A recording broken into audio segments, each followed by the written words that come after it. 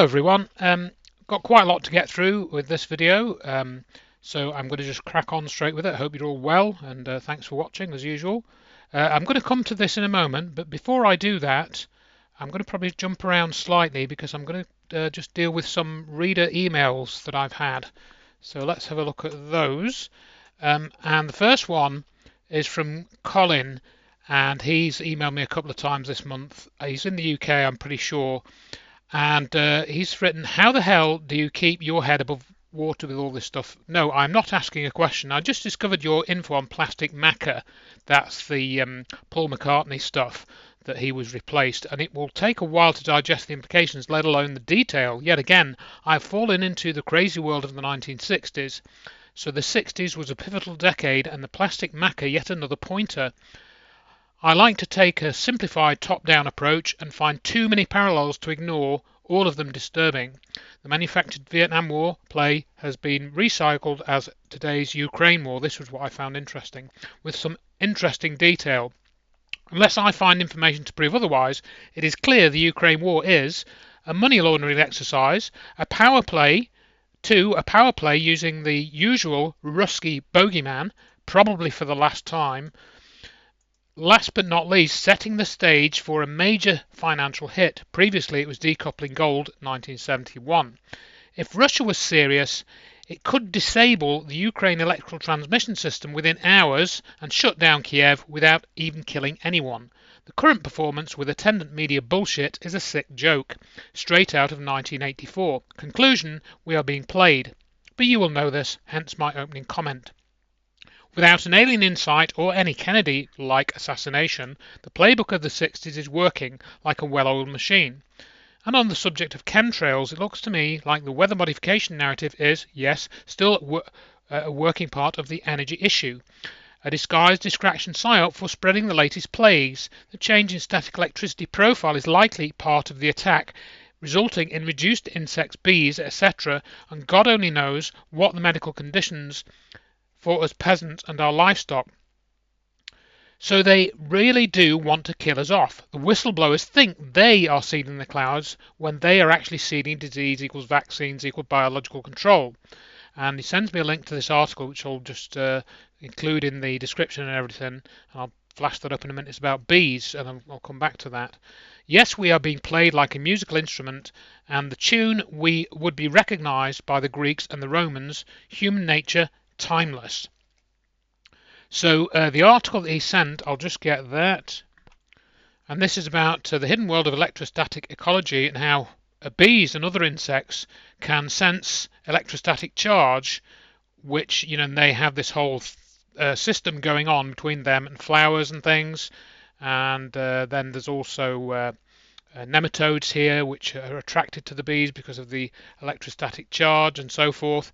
So there's some really interesting stuff here, and so you can have a look at that and how this ties into, you know, other energy sort of topics that I've discussed and others have discussed in these sorts of areas. And talking about science and energy, I want to now switch to the next thing in the reader emails that I've got. And this is from Arthur Thompson, who I've got to know in the last 3 or 4 years. And he's written this book called The Redshift Reset. And there's actually 3 books. One is like an initial version, one has some updates, and then he's written this summary here. So you can go onto Amazon. And this is the shortened version. Harmonic Universe, a guide to the Redshift Reset theory. And then Redshift Reset to Cosmology for Changing. I think that was the second one, and A New Vision of the Universe, Redshift Reset. I think this was the first one. So these books really, or certainly these two, the shorter one is I think more for lay people, but these are science books really with lots of figures and facts in them. And Arthur's written a very helpful, or rather not written, but done a very helpful video explaining his theories and the data which backs them up in relation to this thing called the redshift, and I'll try and summarize this now. So this relates to something called the redshift, obviously, And the redshift is basically comes from what's known as the Doppler effect. So the theory goes like this: it's all to do with the Big Bang, and the Big Bang theory says there was a huge explosion, however many billion years ago, 13 billion years ago, and everything flew apart from something that was created out of nothing, out of the void. And the evidence for this has come from all these galaxies flying apart, and as they fly away, the light that's coming from them is Doppler shifted into the red because they're accelerating away, and that means that the waves get shifted to the red end of the spectrum, hence the red shift. Now, this has been accepted since the 1930s. It's one of the sort of three pillars of science which seem to have been funded by the Rockefellers, as in the allopathic medicine model, and the Darwinian evolution and the Big Bang theory. Those three have been funded by the Rockefellers if you look into it. And people like Arthur, and then the person that he writes about, William Tift, and there's another astronomer as well, or Holt Narp, they challenged this theory back in the sort of 70s, 60s and 70s. And for example, Holt Narp, from his observations of redshift from many telescopes around the world, repeated observations, suggested that what's actually happening is not that the galaxies are flying apart, but something else is going on causing the light to be redshifted, and it's to do with, ultimately Arthur thinks it's to do with higher electron rest mass. So what happens is things start off with a lower electron rest mass, and this gradually increases over time, and it's this that causes the redshift, not this flying apart at high speed. And there's lots of evidence to back this up. And there's an interview actually with Holt Narp and Sir Patrick Moore, which is worth watching, as Arthur has said. So if you're into this sort of cosmological thing and challenging the Big Bang, then have a look. Now Arthur, he goes through this in great detail in his book, and he comes out and basically says that when you really get into this, it ends up challenging, the idea of how time passes. It's to do with time, and you get temporal effects. And I've had conversations with him about this in relation to what Wilbert Smith said, and how there was a tempic field, like a time field, and I wondered if it tied in with that. Now Arthur didn't sort of agree with me on this. I don't think he'd studied it, or there wasn't enough evidence to sort of, for his sort of purposes, as it were. But what he also said was, we talked about this. Another of the corollaries of this is that planets will expand over time, and it affects planet formation because this higher electron mass has certain other very significant effects. So I'll go back to the email that he sent me now, because we discussed the Earth expansion. The Earth has expanded since it formed, that much is clear. And I mentioned that Peter Woodhead and I had come up with this theory about it being gas-powered expansion. So Arthur has said that his theory about the planets expanding wouldn't necessarily mean that they didn't expand because of what Peter Woodhead said.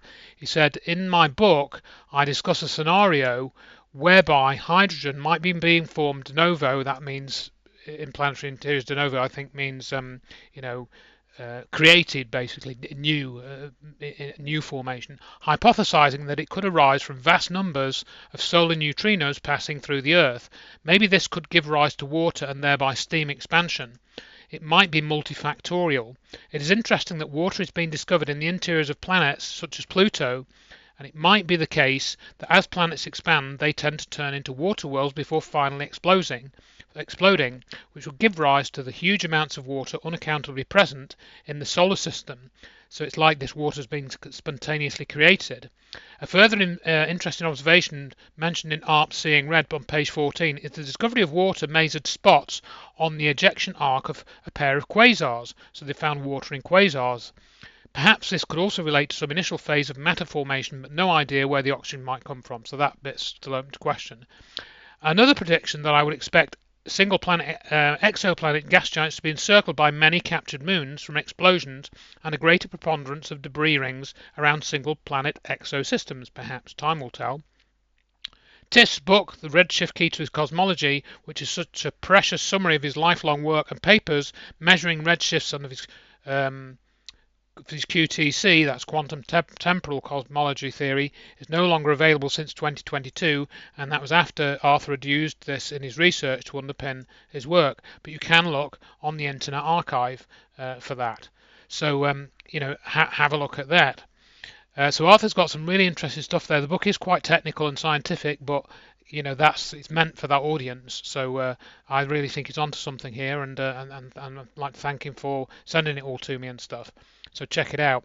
Now I'm going to move on to another reader email, and this is from Joseph in Belfast, and he tells this account of he came across a light shining in the water River Lagan, Belfast, in December 2021 on his evening walk. It was football-sized, intensely glowing under the water. Many people see these. On retracing my steps this year, I found that the one I saw was opposite an unusual mural that has been in Belfast for at least 20 years, see below, concerning quantum gravity. I didn't connect the two until I listened to Salvatore Pais. This is the guy I referenced talking about UFO, back engineering UFO stuff, or having this secret technology that he had patented to do with UFO stuff. Talking about anti-gravity orbs recently. I thought it was a bit interesting and fun. My personal reaction is just to take note and keep an open mind. So this is the picture of the orb and the mural, and what I'm going to do is he sent me a little video clip as well. I think the picture's kind of clearer in some ways, as you can see it here. So what is this thing under the water? Why would there be a light under the water in this river in Belfast? If you know anybody that knows about this, and there's an explanation, I'd love to hear it. And USOs are less common really. While I think of it, look into the story of Shag Harbour if you're not familiar with that, from I think late 1960s. And this is the mural that says, "How can quantum gravity help explain the origin of the universe without any spaces?" Oddly, so weird. And then I'll show you this video of this thing, and he sent me another video because it was to do with. In August 2023, I felt physically ill. This is the same John in Belfast, and neck pain. Joseph, sorry, not John. Did I put John? I should say Joseph. No, it's Joseph. Joseph. I felt physically ill, nausea and neck pain. I went to sleep, but I got woken by a helicopter flying over and over again over my neighbourhood.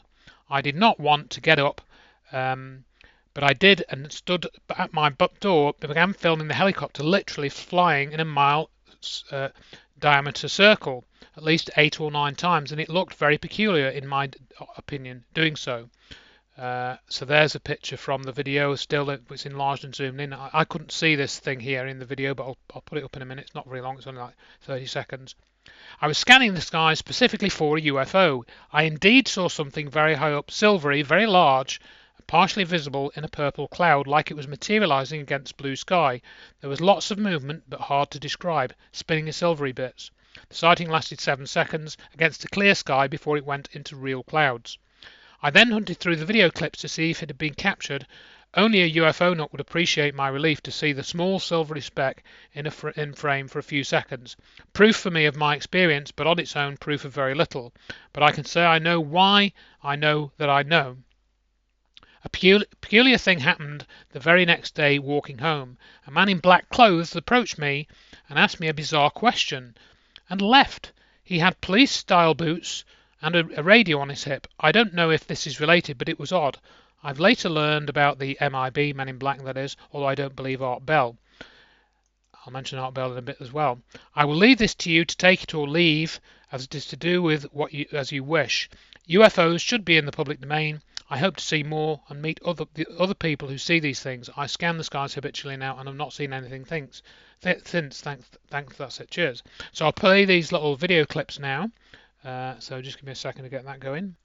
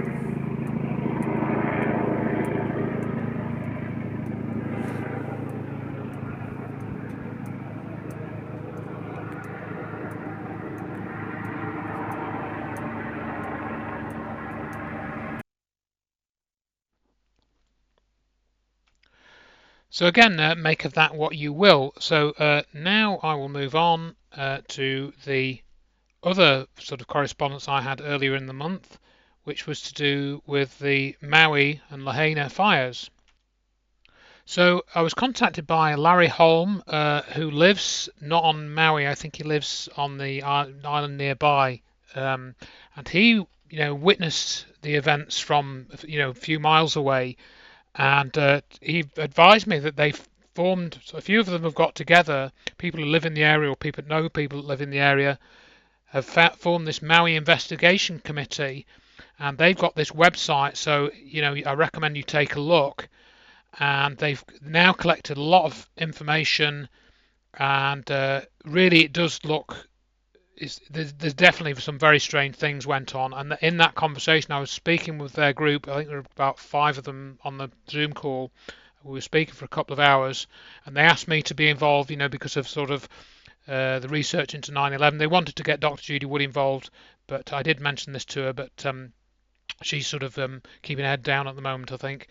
But anyway, so you can look at their website. But what they told me, for example, is that what seems to have been going on there was that this is to do with land rights. There was a takeover of Hawaii by the US in 1893, and there's been ongoing disputes since then, much similar to with the Native Americans who've been given these areas, the Indian reserves, similar arrangements with the indigenous people in Hawaii. There's certain areas of that. They've come to the conclusion that the destruction was targeted in Lahaina. It wasn't just some random fire, but things were targeted for destruction. They told me that a bank vault had been broken into and things stolen from there. What that could be anything though. There was the really interesting part to me though was there was a hurricane near Lahaina at the time of the fires, and there was another weather system to the north. There was a hurricane to the south and a weather system to the north. And one of the guys, Bruce Goodwin, showed me these milky white clouds sort of going across from the coast of California to the Lahaina area. I'm not sure if this is on this website. There's quite a lot of videos on here for those that want to look. So again, weather anomalies were there. Larry Holm was involved with weather studies for NASA, I think, in the 1980s. And he told this story on the call of these bees. There was a swarm of bees. This wasn't to do with Lahaina, but this was a project that he got wind of when he was working at NASA, that they showed that you could move a swarm of bees by directing energy at them. They've used some sort of energy frequencies. Larry said that he was told that somebody he knew about demolecularization, and they said to him, you can do anything with energy that you can do with kinetics. Sorry, going back to the Lahaina events, there were intense winds for hours, and there were many water spouts as well, much more than usual, and the wind directions were erratic and anomalous. And then Larry also mentioned one testimony of a chap that he'd spoken to. He had a scooter, and then it was hit by this sort of glowing ball, but only half of it was damaged. I don't have a picture of this. I didn't see a picture of this. But again, similar testimonies of weird things happening to materials as happened on 9/11. And they have had 36 points of comparison with the more recent LA fires. They've got 50 samples of metal that they are trying to get analysed, which seem to be anomalous. So again, have a look on that on this website. Again, I was just reading from my notes on my other screen. And then somebody this morning sent me this video about the Los Angeles fires. Similar story, really. They'd already established that there were similar patterns, targeted destruction, things apparently being demolished for a reason, or not demolished, but destroyed for a reason. Very strange anomalous effects. I will still contend that it's not identical to what was used on 9/11.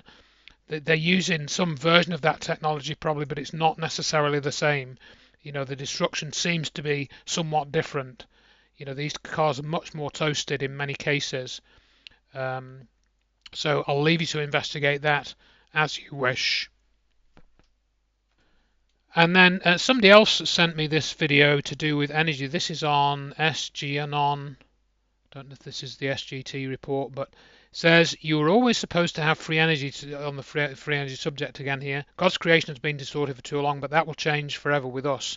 This is to do with, the QAnons, I think. But this is a really interesting clip. It's only a minute and a half long, so I'm just going to put this full screen and play this through.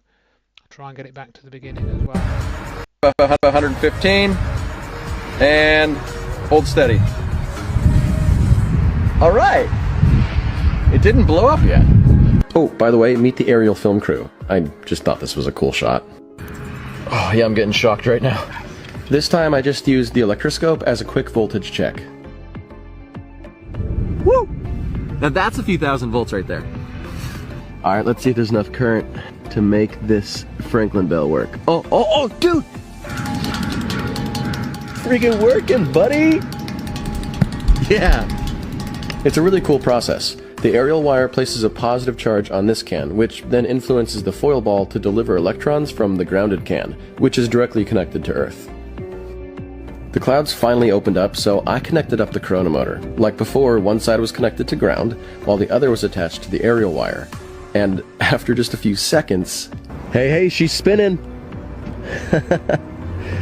This is just remarkable.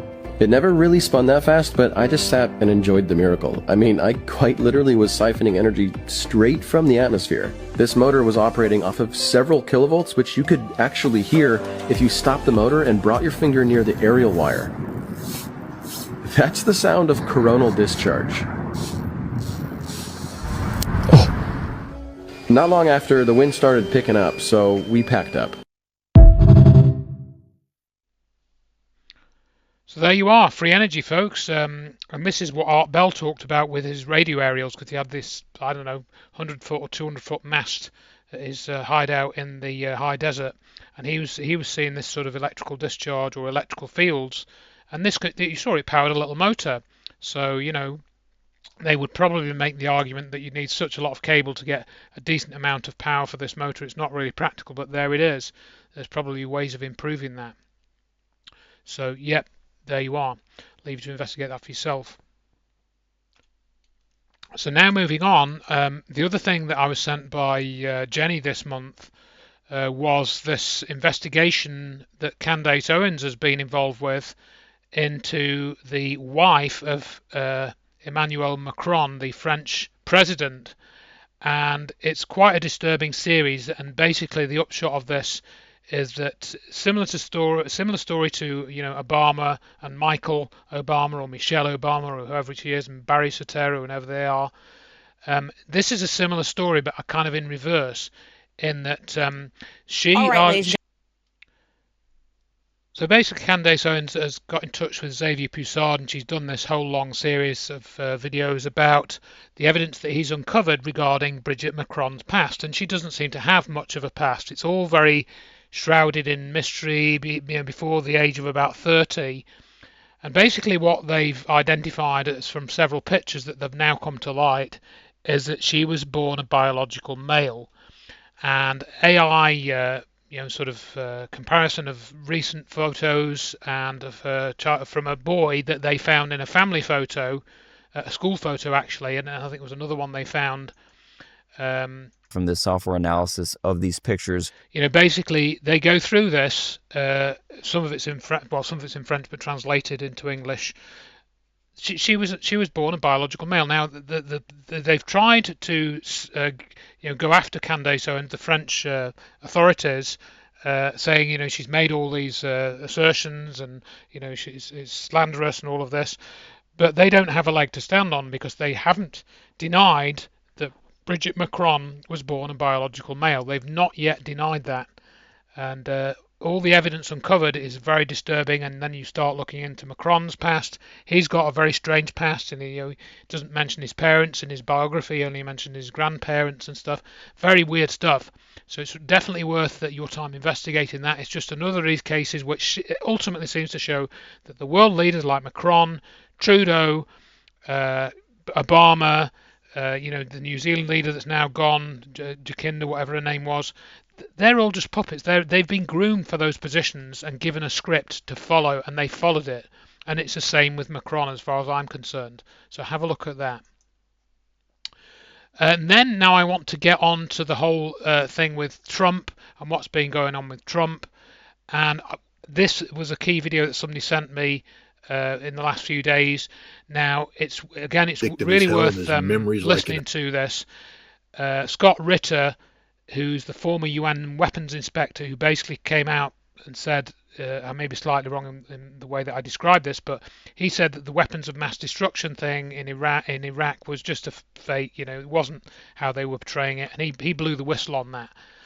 And he tells this story about how he was, had a job with NBC as a expert sort of commentator, and then he made he put questions to one of the U.S. leaders of the whatever it was. I don't know how to say this. Somebody who was involved in the conflict, one of the U.S. leaders.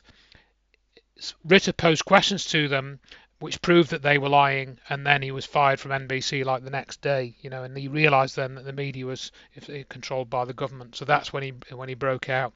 So in this interesting interview, what really I can summarise it, and this is why it was important for me, is that Trump basically wants to make peace with Russia.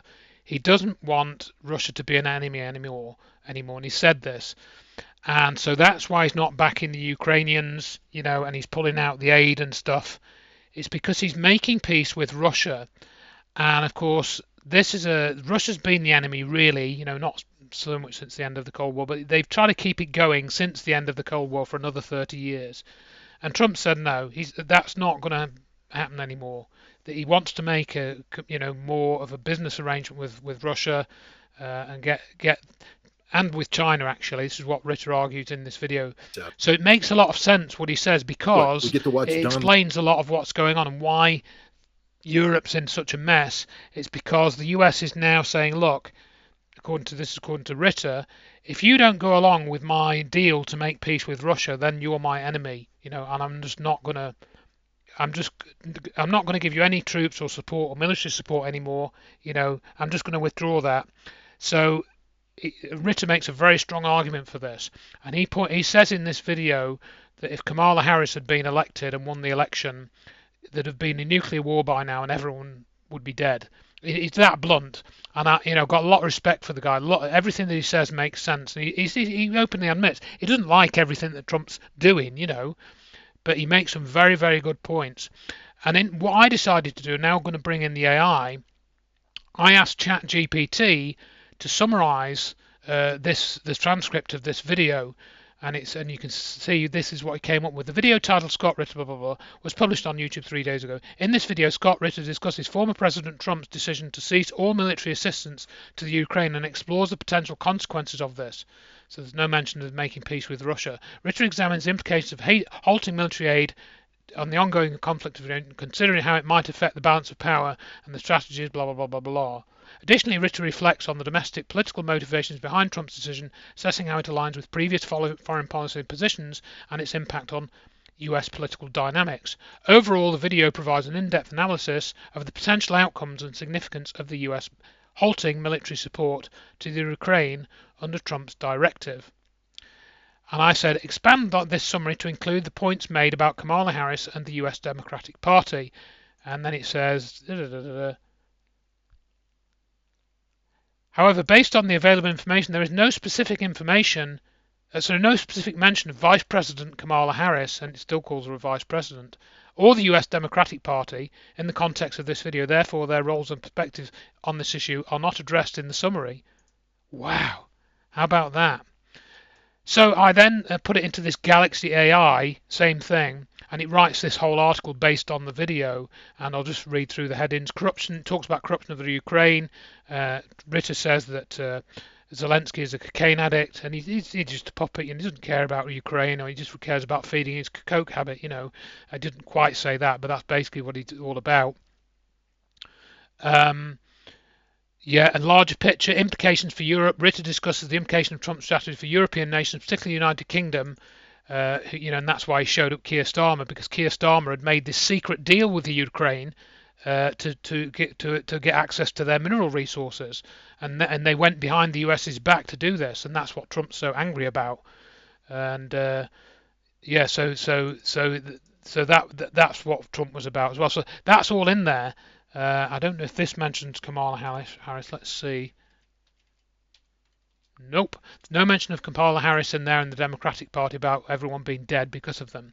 I asked the same question of Gemini, which is the Google AI, and it said, I can't help with responses on elections and political figures just because I mentioned Kamala Harris. And just didn't it just said use Google search. Then I put it into deepfake and to see what came out. Ritter's views on Kamala Harris and the Democrats. Ritter makes a passing comment about Kamala Harris, suggesting that if she had won the presidency, the US would be on the brink of nuclear war by 2025. He criticizes her and the Democratic establishment for their approach to foreign policy, which he believes is driven by conflict and corruption. So there it all is. There's a summary there. So I thought that was pretty good. So I pasted the transcript from the video in there, but ChatGPT should have access to that. The Google one should have as well, really, because YouTube is a Google product. So it's all a bit weird. There's some contradictions there. So yeah, lots to think about there. I'm over half an hour now, so I know this is a long one, but I think it's worth it. And then finally, in the last couple of days, I was contacted by John Herald, who's been working with Morgan Reynolds, also using AI in another very interesting manner. I did cover this 2-3 months ago when they started doing it. I think it was at the end of October. They've been using ChatGPT with a fictional 9/11 scenario, and they sort of latest installment has been to put to ChatGPT that they're going to meet up with somebody who was involved in perpetrating 9/11 at a secret location, buy them drinks, and he's going to spill the beans, so to speak. That was the fictional scenario they presented to the AI, to ChatGPT, and the answers it gives are quite revealing, basically, and it names certain people. There was certainly one person at the end, near the end of this, who I'd not heard of, as to how they sort of kept this operation secret and what they did and what the policies were. Cheney, obviously, we've seen. There was another one here. The AI mentions Colonel Alexander. Dov Zakheim's mentioned. These people I was familiar with. Where's that other guy? I don't know if they've got a picture of him. So it names all these people, the AI. It's very interesting. So you could have a look at that. Murdoch's there, Zelikow again. And yeah, it's a fascinating article. Obviously with some AI pictures in it. What I did was, because there's these audio samples that John has made from the AI, I've glued those all together and put them into a video here, which I'll also link. And the whole thing is just literally just over an hour. So there you are. And then still on the subject of AI, another really interesting video that somebody going by the name of Pingu sent me was the Overwatch project. And I asked Grok 3 AI, Beta AI, about Loosh, reincarnation, the afterlife, and secrets of the universe. And this is a really interesting video because it brings together a lot of what I've tried to put in my consciousness book. And I'm going to have to add something about this, I think, because of this thing. I'd never heard of Loosh. And Loosh is basically this energy that humans kind of generate. And in Robert Monroe's book, he claimed that the Earth was the Loosh garden, where the Loosh was being farmed by other entities, other beings. So when we have heightened emotions, that's an energy source for them. And this is one of the themes of this video, and it brings lots of things in with near-death experience, and the AI Grok 3 even mentions Anita Moorjani's book, which is Dying to Be Me, and he didn't mention that, but although he's read it, and it mentions about her coming back and getting a healing experience, and this is how you can kind of hack the matrix of the universe almost. That's brought up in this whole system of, and it goes from basically out-of-body experiences to Loosh Garden. The Tibetan Book of the Dead is mentioned, expanded consciousness, reincarnation, children with past life memories. There's a whole kind of theory there, and then he talks about this. The other thing I want to mention is he talks about, let's see if I can get a clip of it, this game which is called No Man's Sky, and it's a 15 gigabyte computer game which has 18 quintillion worlds in it generated by what's called procedural generation from mathematical models. So it's really an interesting video, and he basically draws this analogy between No Man's Sky and the simulation that we live in, the real universe, and he makes the argument that a program doesn't know that it's running inside an operating system. It doesn't know what it's running inside an operating system, kind of, or it can't debug itself because it doesn't know it's a program. And so he argues that we're outsiders. We don't belong in this simulation. It's all a soul trap.